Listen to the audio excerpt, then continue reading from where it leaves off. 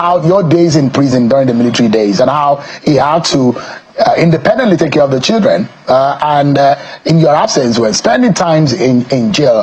But I'm imagining what kind of reflections IBB's book would have brought to your mind.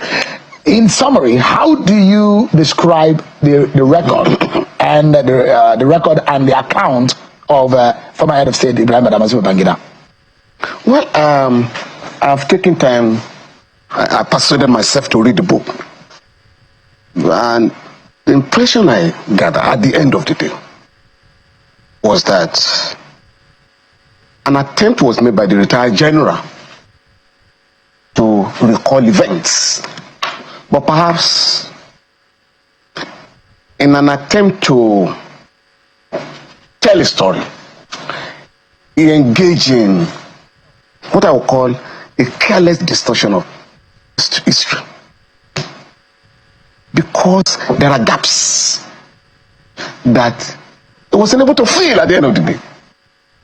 And I think he also might have forgotten that not all the dramatics personnel have passed away.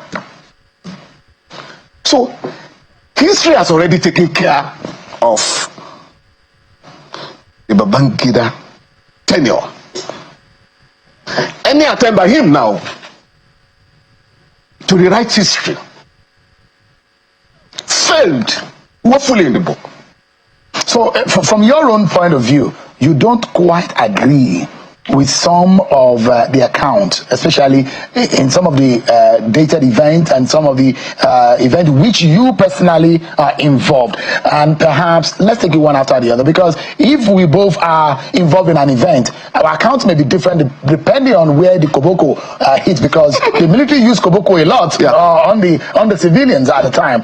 But where the koboko hits more on you and where it hurts, where in the book did you feel that the account of IBB was distorted? Many areas of the book. I mean,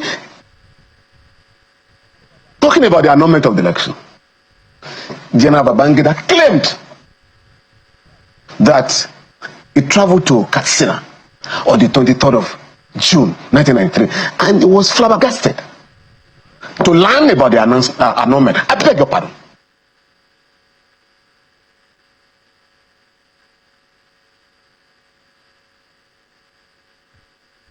Of the schedule, political transition program schedule, including June 12 election. He also banned the courts, particularly the Court of Appeal, that was then entertaining the case.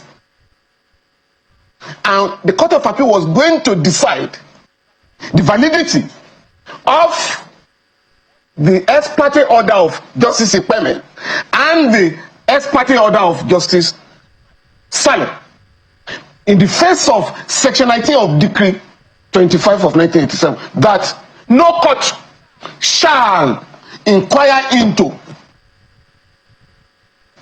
or make any order to stop elections. No interim order, no interlocutory order or final order will be made by any court to stop the conduct of election. So when the junta discovered that the Court of Appeal was going to set aside those orders, a decree was enacted by General Babangida on the 22nd of June. So altogether, 5 decrees, which justified the annulment. So the announcement of 23rd by Unduka Irabo was anchored on the decrees enacted by him the previous day, justifying the annulment of election. That's number one. Number two,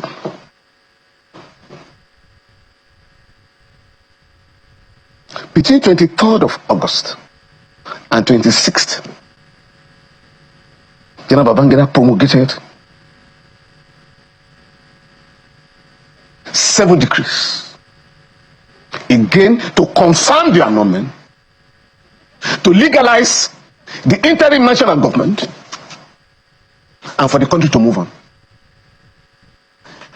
He claimed that he was not aware. He was taken aback on the 23rd of June. But on the 26th of June, he made a broadcast, a nationwide broadcast, justifying the annulment and alleging that the election was riddled with corruption, corrupt practices. even though it appeared to have been fair and free. But the election could not be relied upon. Also on the 22nd of June, he annulled, or rather set aside, the Presidential Election Petition Tribunal headed by the late Justice Bola Babalaki, set up by the Chief Justice of Nigeria, Chief Justice Mohammed Bello. So how you can turn around to give the impression that some forces, without his knowledge, annul the election? It's not. Could it be, Mr. Falana, that maybe the man at the very top is not really aware of the machinations of all of the scheming, and a lot of things happened. The man at the top signed the decree to annul the election. Signed the decree. Maybe he doesn't know the details of the. No, to stop Babangida, he was sufficiently intelligent, and he once said, in the face of the crisis, I'm not only in office, I am in power, and he exercised the power against the interests of Nigeria. He also said at that time that they are not the election in the national interest. He never mentioned Abacha. No. And in any case, the annulment you are talking about was perhaps the last stage of the manipulation. Following the criminal annulment of the election, the campaign for democracy organized peaceful protest in many parts of the country. General Babangida ordered that the late Chief Gani Fawehinmi, the late Dr. Bekoran Somkuchi, and myself be arrested and brought to Abuja here, where we were charged before a chief magistrate in Wuse here for the allegations were unlawful assembly, conspiracy, unlawful assembly, and sedition. What was the sedition about? That we had published the results of the election, which he has not published in his book. But at that time, it was a criminal. He made it a criminal offense. Our bail was refused at the instance of the government. Again, the junta thought foolishly that once we were put away, there would be no protest in the country any longer. So we were sent to Kuje prison here. Again, sensing that we might get bail in the High Court, General Babangida ordered that we be detained in addition to the court remand under the State Security Detention Persons Decree number 2 of 1984. And so we were detained. Now you said we committed an offense by challenging the annulment of election. 32 years later, you are now saying, oh, I regret that we are not the election. So that means you knew. You deliberately arrested me, detained me, charged me, and paraded me as a criminal, only for you to say now, sorry. No, he didn't say sorry. We regret what we did. No apologies. For me, we are taking it beyond the book. A year earlier, because Nigerians must not forget the fact that when General Babangida staged a palace coup on August 27, 1985, I'm talking of when he removed, he and his colleague plotted the removal of another military head of state, General Muhammadu Buhari. He said, he criticized the Buhari Tanzani's junta for not fixing a terminal date. So he said, we are going to leave office in 1990. In October 1990. 1990 came. He postponed the terminal date to 1992. 1992 came. He changed it to January 1993. January 1993 came. He changed it to August 1993. But what we did in 1992 was to say this postponement had to stop. So we organized protests and published posters. Babangida must go. IBB must go was very popular. Oh, yes. Oh, yes. Was major headlines on on major newspapers. Of course, we were arrested in Lagos, brought to Abuja, FCT, and detained in Kuje prison under decree number 2. When the late Chief Gani went to court, Dr. Bekon Samkuchi,